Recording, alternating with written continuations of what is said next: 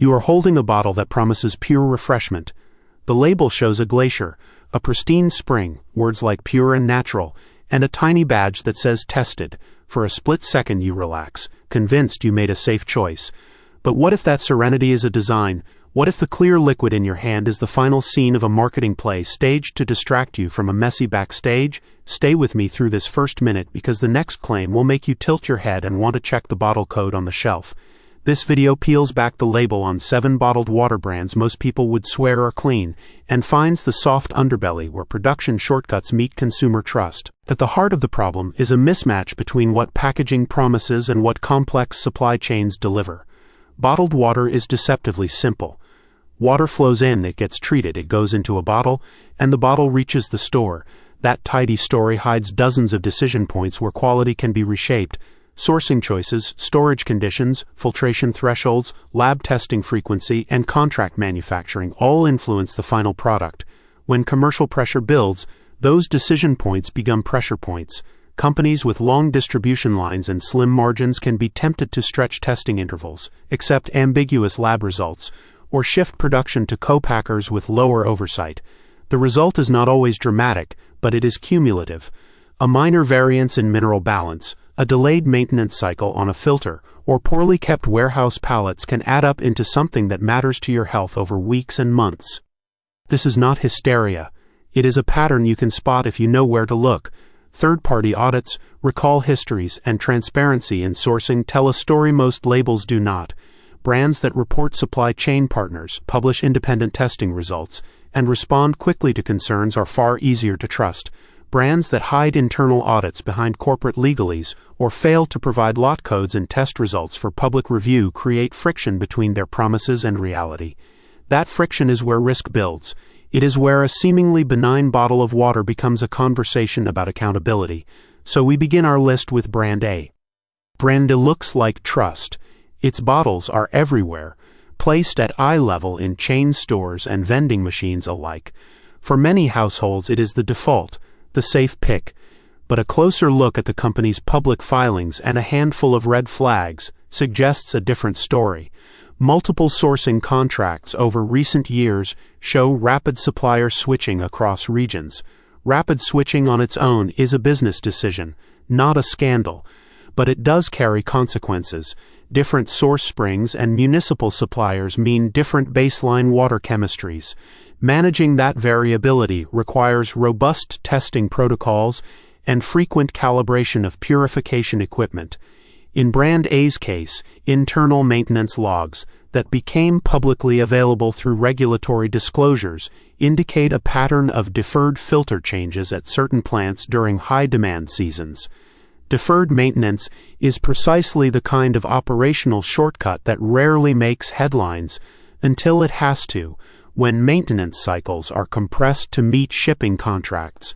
Tiny amounts of biofilm or mineral deposits can accumulate on filtration membranes. Over time, those deposits reduce efficacy and create pockets where microbial growth can persist despite standard treatment. Customers rarely connect a taste difference to that kind of slow erosion.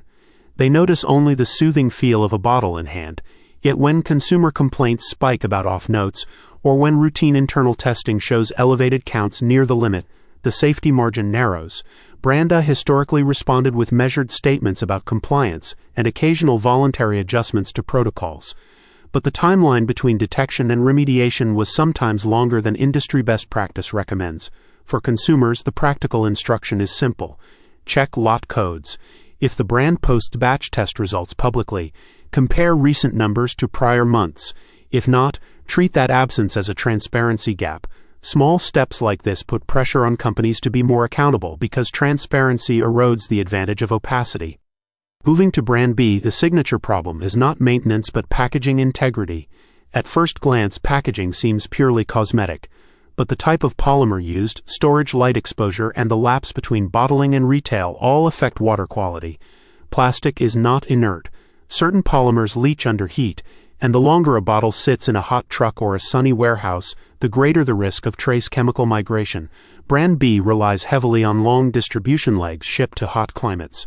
Their business model prioritizes shelf penetration and promotional displays over regional bottling flexibility. That means some bottles travel far, spend time in warm trailers, and then sit under bright store lights for weeks. Scientific literature has shown that even minute leaching compounds, while often below acute toxicity thresholds, can accumulate with repeated exposure. For people who drink bottled water daily, cumulative exposure matters. Brand B's reports emphasize compliance with plastic safety standards, and they routinely pass regulatory thresholds. Yet passing a standard is different from minimizing exposure. The distinction matters when you compare brands that choose high-barrier packaging, frequent rotation of warehouse stock, and regional bottling strategies to reduce long-haul. If a brand opts for centralized plants and one-size-fits-all packaging, they win in supply chain economics but potentially lose in optimized safety margins. Here, consumer agency plays a role, rotating stock, storing bottles in cool places at home, and preferring smaller bottles when you suspect long supply chains are not perfect solutions, but they reduce exposure pathways. Brand C shifts the conversation to lab testing and what the brand chooses to reveal. The modern beverage industry leans on certificates of analysis, lab certificates, and third-party audits to assert safety credentials.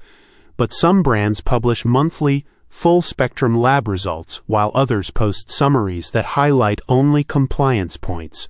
Brand C's public messaging emphasizes purity and rigorous testing, yet their public disclosures traditionally included only selective data points, such as total dissolved solids and pH.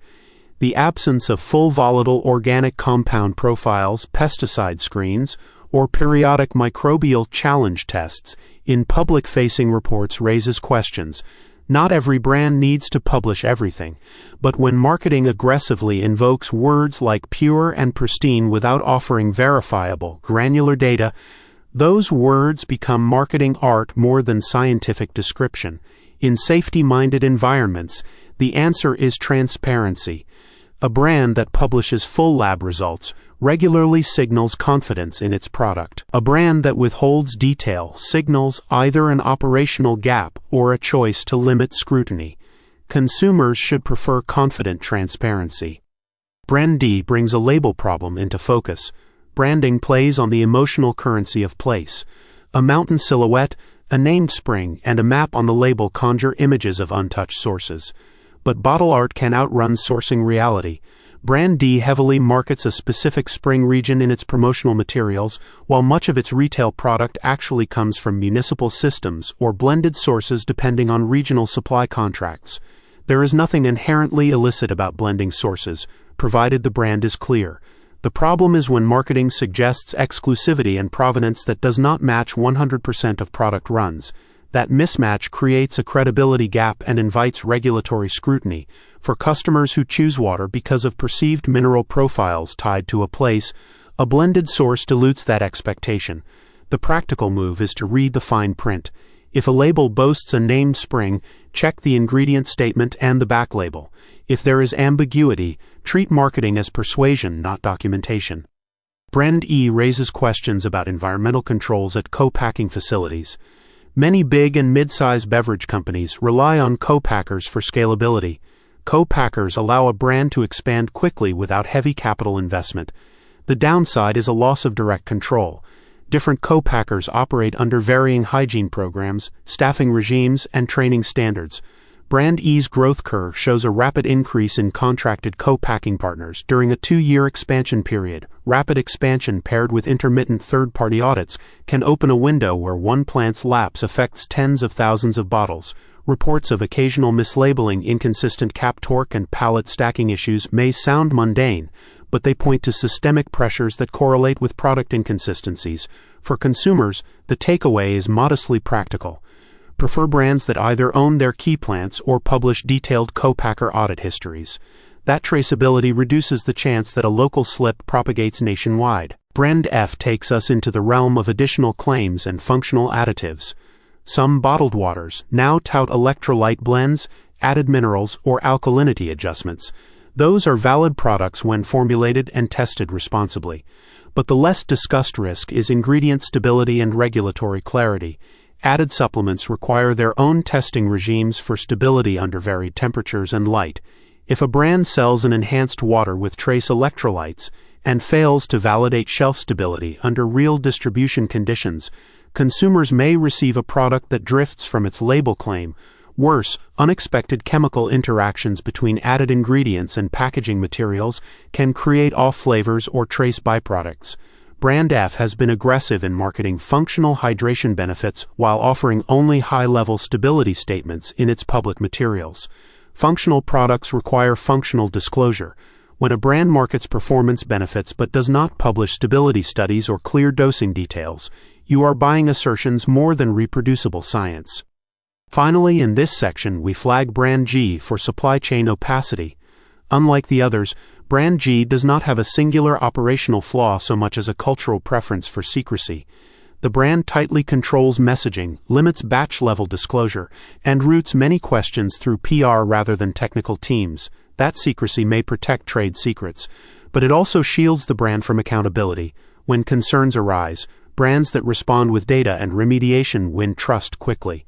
Brands that answer with corporate boilerplate generate skepticism. For consumers, a brand that refuses to be examined on technical merits is a brand where questions should persist rather than be resolved. Before we move on to the next part, a short pause. This first section has tried to show not alarms for alarmism but patterns to watch.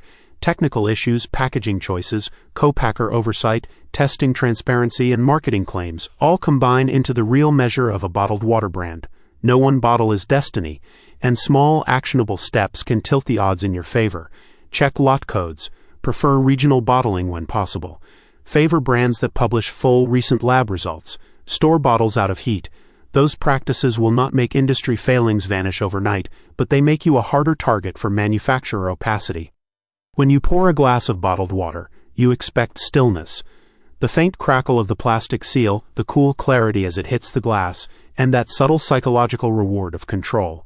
Water is supposed to be the one thing left untouched by controversy, yet when you track the journey from source to shelf, control is exactly what consumers often lose. In this second part, we look at the deeper systems behind those 7 brands and the mechanisms that make their reputations appear cleaner than their pipelines. Behind the glossy label of Brand A lies a quiet dance between regulation and marketing. Regulations in most countries define bottled water safety in terms of thresholds, not ideals. That means a brand can legally sell water that meets basic microbiological and chemical standards, even if the process that achieved that standard was barely functional. Compliance is not the same as excellence. Brand A's marketing strategy leans heavily on compliance language, frequently citing phrases like meets or exceeds regulatory limits. The nuance is that those limits are sometimes outdated, reflecting risk profiles from decades ago. Industry insiders know that maintaining public trust often depends not on scientific superiority, but on rhetorical familiarity.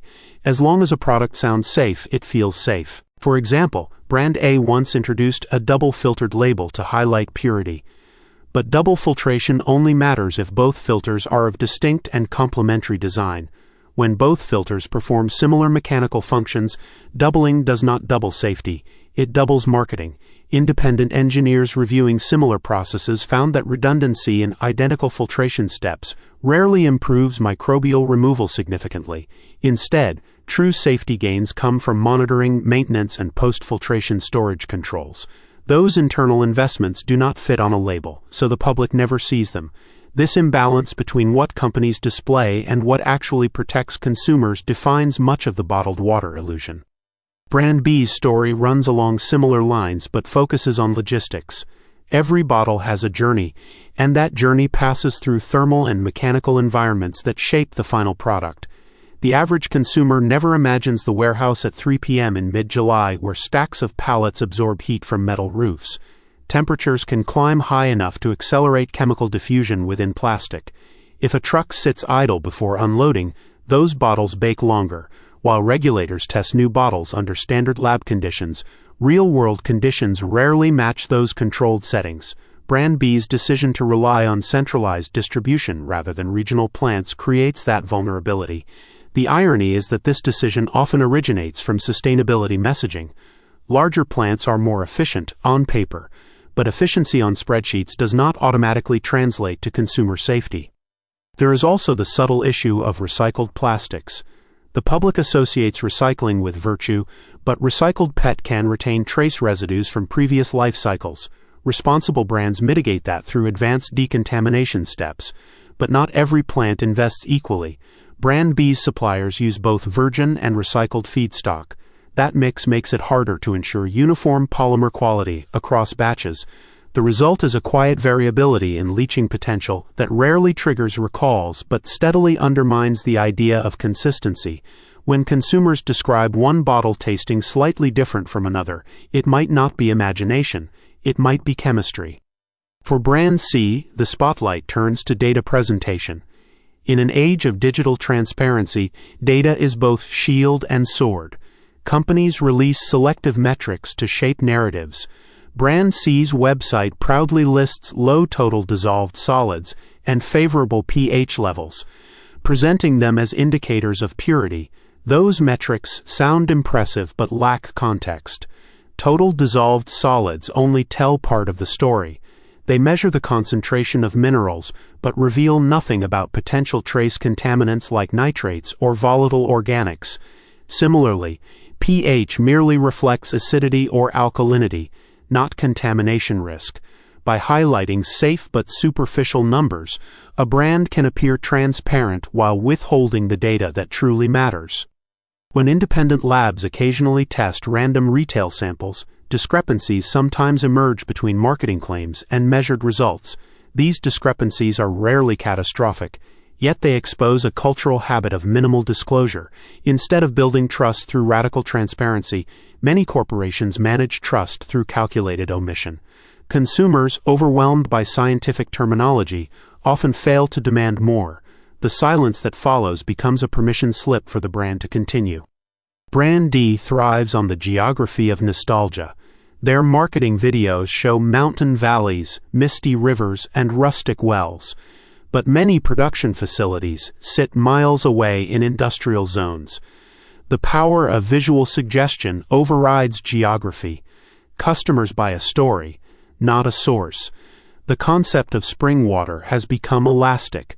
Regulations allow the term as long as the water originates from a spring at some stage, even if it undergoes significant treatment or blending later. Brand D's supply chain cleverly operates within that definition, collecting water from multiple points, treating it, and then labeling the final product with the imagery of a single idyllic spring.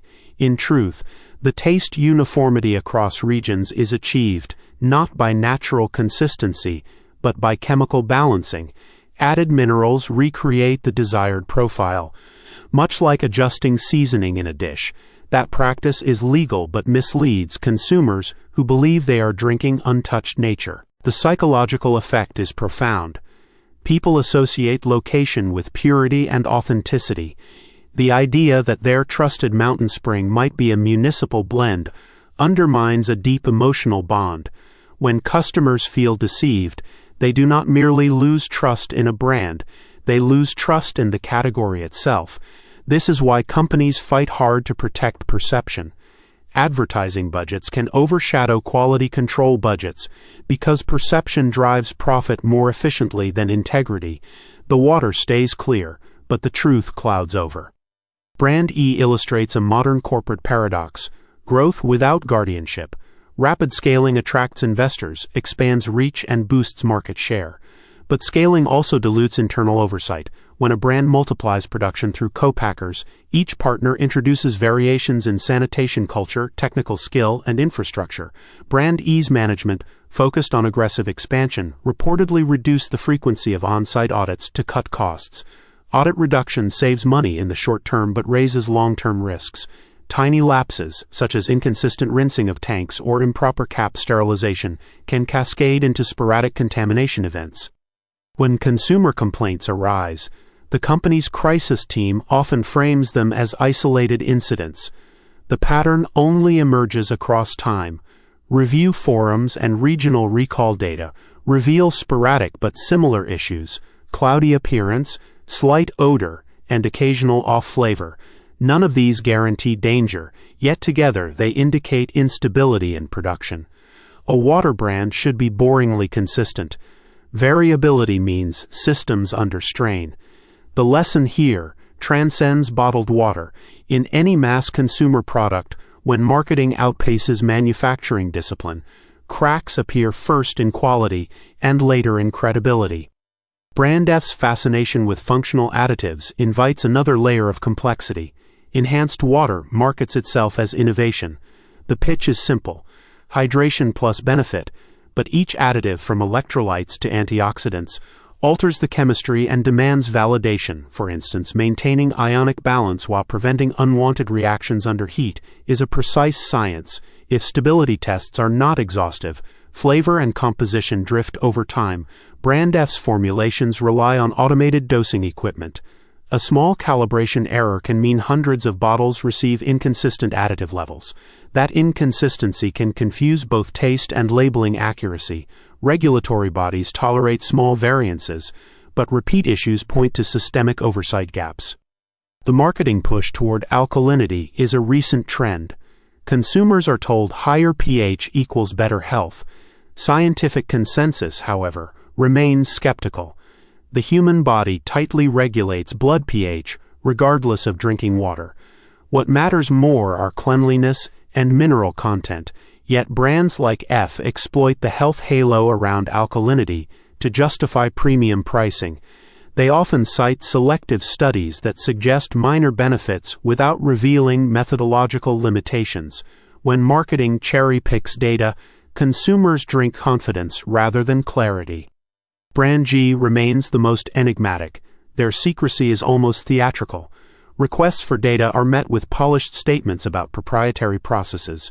Corporate communications focus on lifestyle aesthetics rather than factual specifics.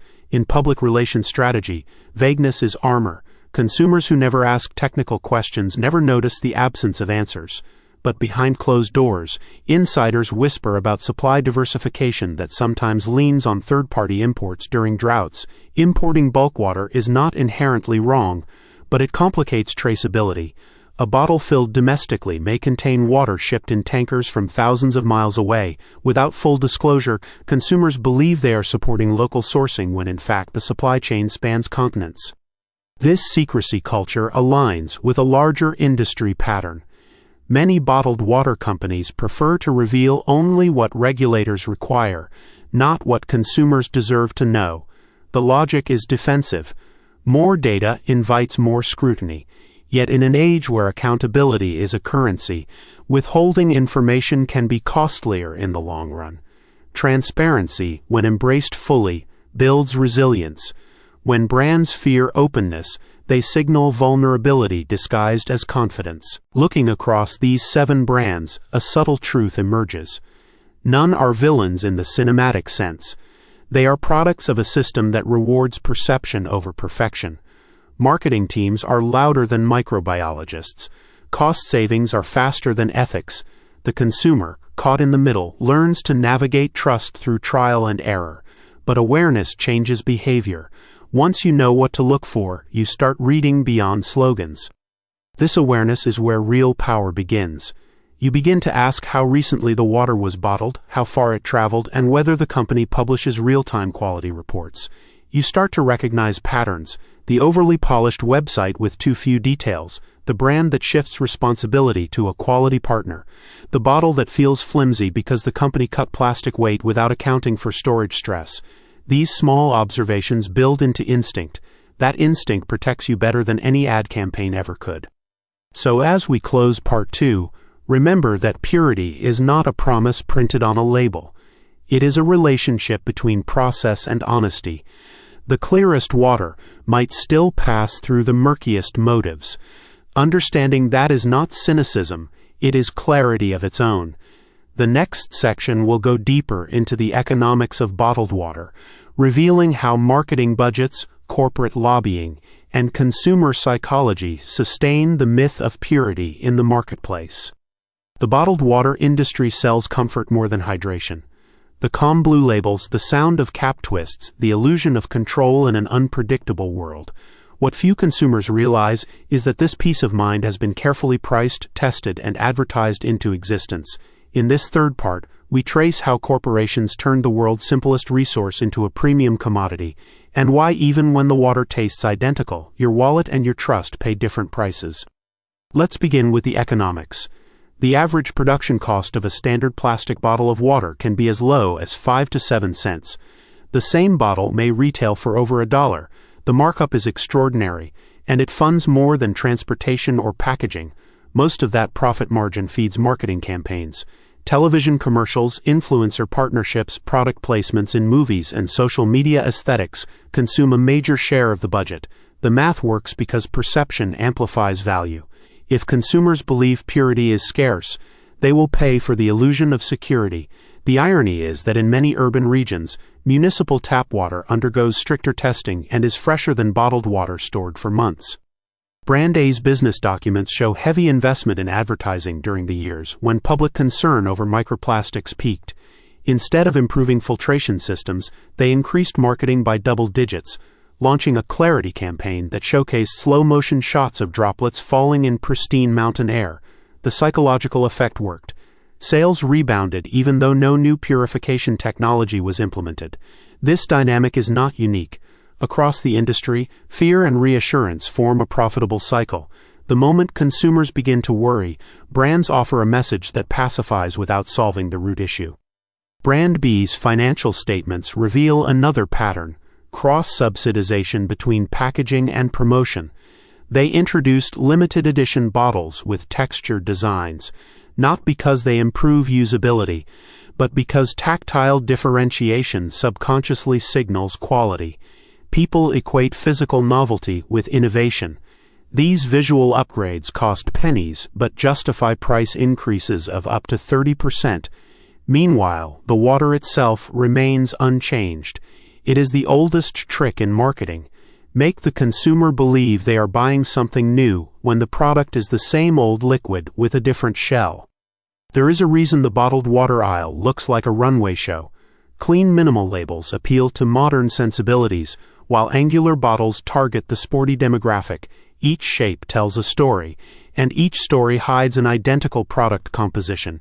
If consumers compared chemical analyses instead of aesthetics, most of those differences would vanish.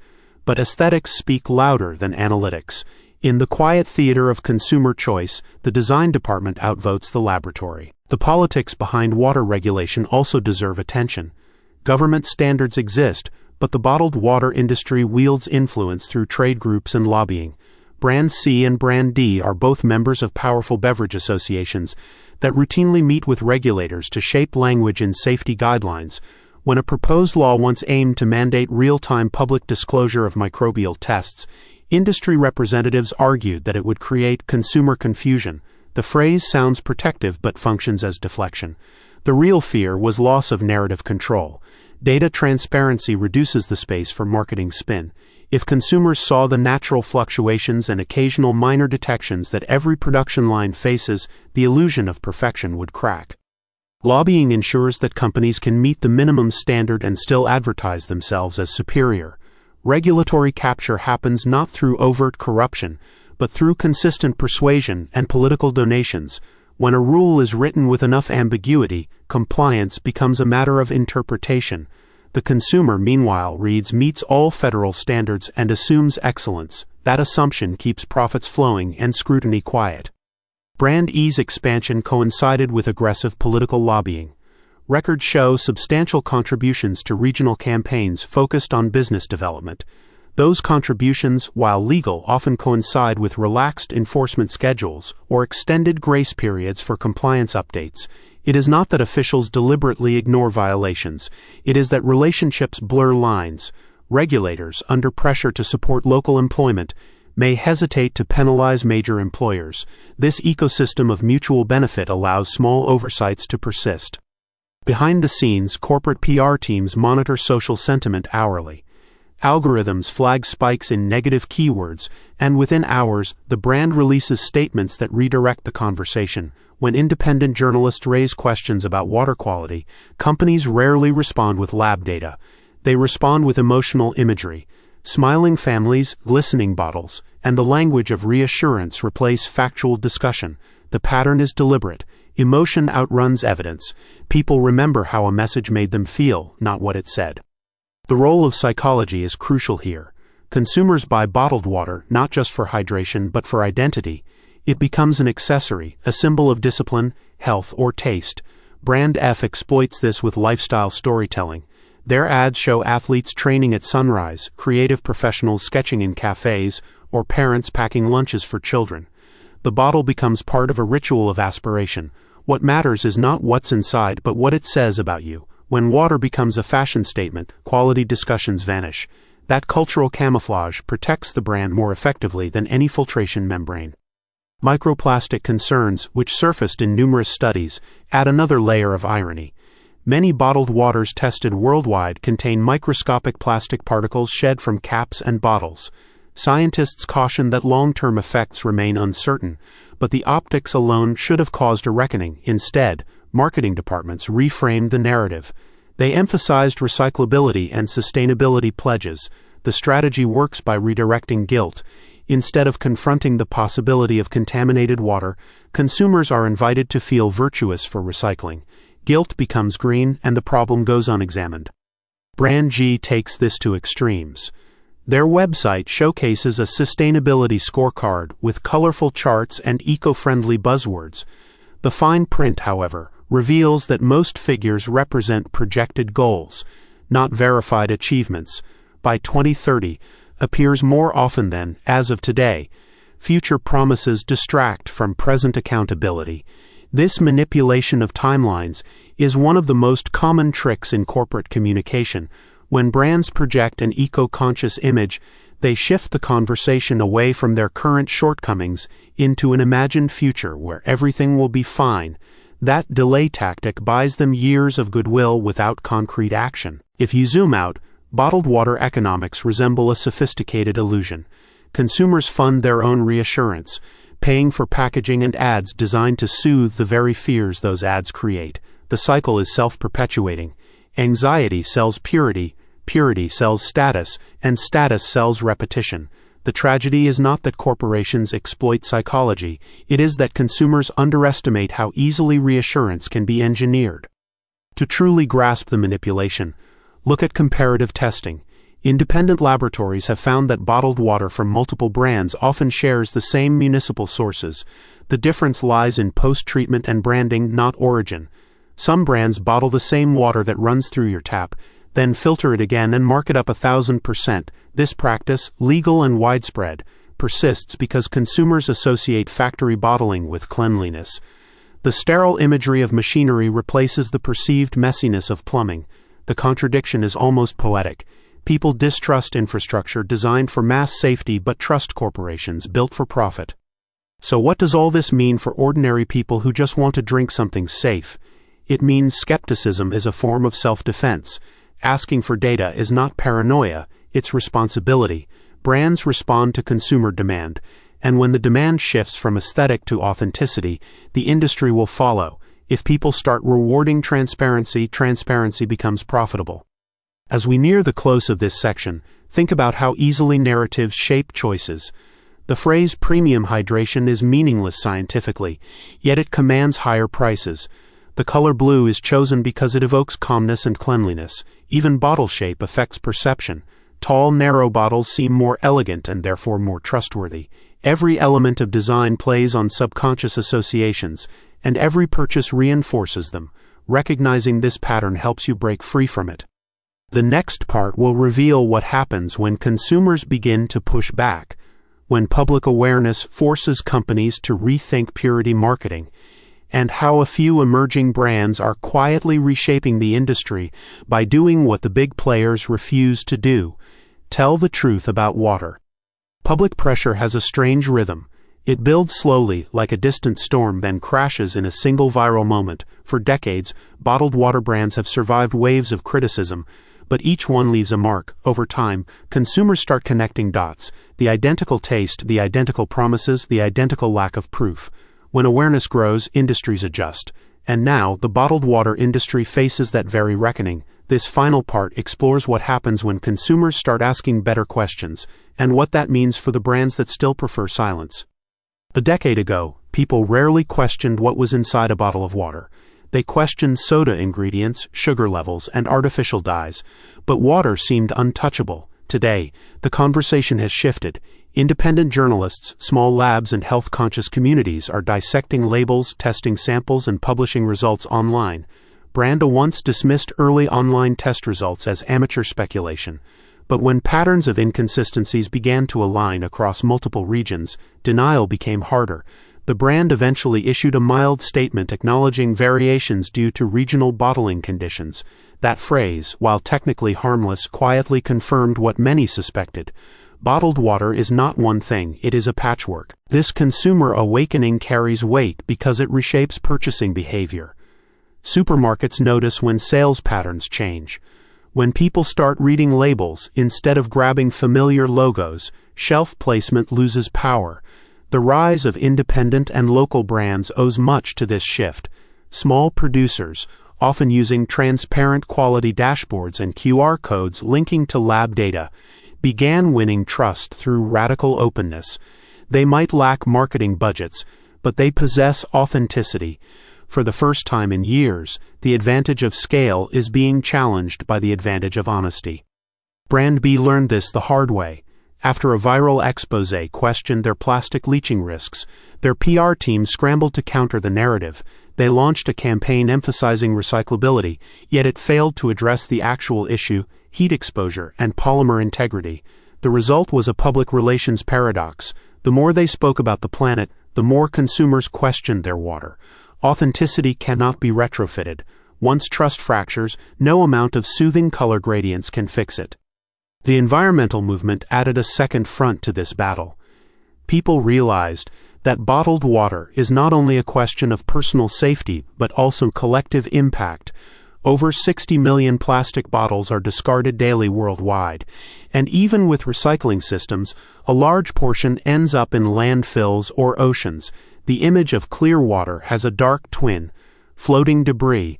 As documentaries and social media clips expose this truth, consumers link personal choices to global consequences.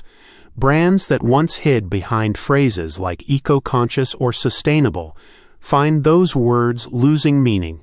Sustainability cannot be a slogan, it has to be measurable.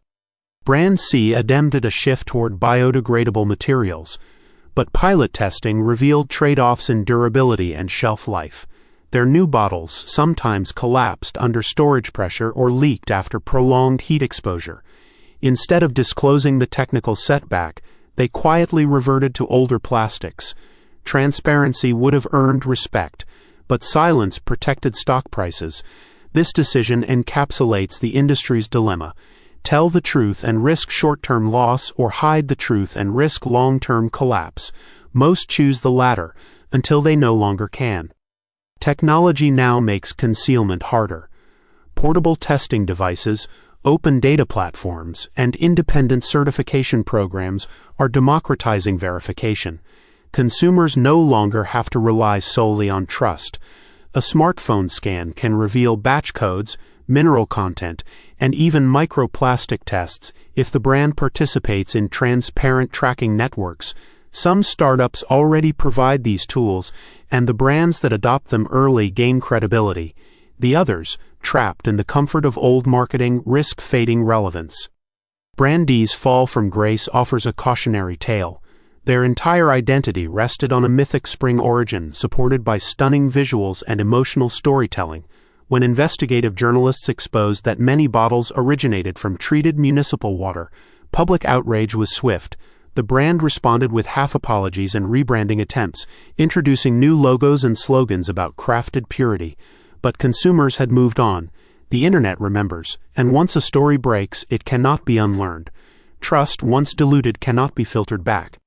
Brand E, instead of fighting the tide, began adopting full disclosure after a co-packer scandal. They launched a transparency dashboard showing test results from each facility, updated weekly. At first, critics mocked it as damage control. But within months, sentiment improved. Customers appreciated the candor. Sales stabilized. The lesson is simple. Honesty, when genuine, rebuilds loyalty faster than denial ever could. Brand E accidentally discovered that vulnerability can be an asset. Brand F faced a different reckoning. Their functional water line, marketed for athletes and wellness enthusiasts, drew scrutiny when a consumer advocacy group demanded proof of electrolyte stability. The company eventually released detailed test reports confirming inconsistencies in additive levels. Instead of burying the data, they partnered with third-party labs and reformulated the product. The transparency cost money, but it turned skeptics into supporters. When brands stop hiding behind slogans and start showing numbers, they transform criticism into credibility. Even Brand G, the most secretive of all, began to feel the pressure. After years of silence, they published a minimal sustainability report. Though it lacked real metrics, critics called it symbolic, but its existence signaled a crack in the armor. The culture of secrecy is weakening because the marketplace no longer rewards it. Silence now sounds like guilt. In the age of information, opacity feels outdated. This shift is not merely corporate, it's cultural.